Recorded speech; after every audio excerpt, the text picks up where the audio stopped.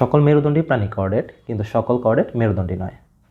এই প্রশ্নটার উত্তর আমরা অনেকেই যথাযথভাবে করতে পারি না। দেখা যায় পরীক্ষার হলে যখন উত্তর করি আমরা ভালো মার্ক পাই না। এর মূল কারণ হচ্ছে আমরা না বুঝে উত্তর করি। তো আমি আজকে চেষ্টা করব তোমাদেরকে এই প্রশ্নের উত্তরটাকে খুব সহজে উপস্থাপন করার জন্য। খেয়াল করো, কর্ডাটা পর্বের যে 3টি উপপর্ব আছে, ফার্স্ট ওয়ান হচ্ছে ইউরোকর্ডাটা, সেকেন্ড সেফালোকর্ডাটা, আর থার্ড হচ্ছে ব্রাটিবাটা।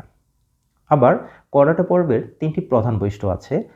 ফার্স্ট ওয়ান হচ্ছে স্থিতিস্থাপক নটোকর্ড, সেকেন্ড পৃষ্ঠীয় ফাঁফা স্নায়ুরজ্জ, আর থার্ড গলবিলীয় ফুলকারন্ধ্র।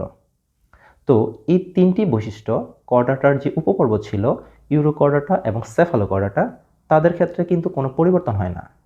দেখা যায় তাদের ভ্রূণী অবস্থায় বা আজীবনই কিন্তু এই বৈশিষ্ট্যগুলো বিদ্যমান থাকে। অপরদিকে কর্ডাটা পর্বের যে উপপর্ব ভ্রাটিবাটা, তাদের ক্ষেত্রে এই বৈশিষ্ট্যগুলোর পরিবর্তন হয়।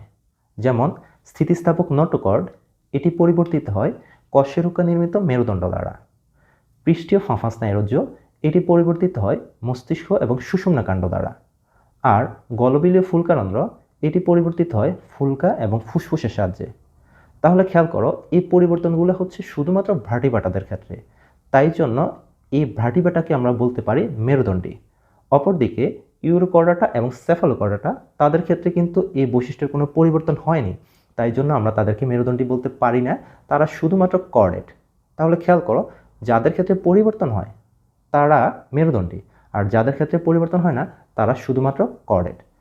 তাই জন্য আমরা বলতে পারি সকল মেরুদণ্ডী কর্ডেট, কিন্তু সকল কর্ডেট মেরুদণ্ডী নয়। তো আশা করি আজকে এই ছোট্ট টিউটোরিয়ালের মাধ্যমে তোমরা এই বিষয়টি ক্লিয়ার হতে পেরেছ। দেখা হবে নতুন কোনো টিউটোরিয়ালে। আল্লাহ হাফেজ।